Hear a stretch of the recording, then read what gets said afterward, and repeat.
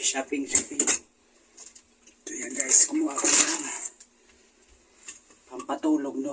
Ayan, Corona, 6 na piraso. Pampatulog yan.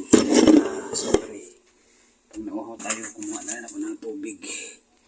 So kailangan ko yung bumili ng tubig, no, para sigurado malinis yan tubig namin dito sa barko. Para siguradong malinis, kasi masakit minsan yung tiyan ko guys. Masakit minsan yung tiyan ko.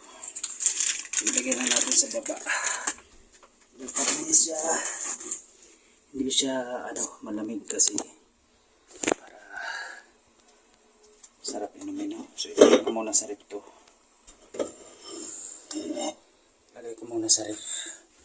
Tignan natin yung ref natin dito kung may laman na ba, para bihis muna ako bago uminom. So yan, lagay mo natin dito.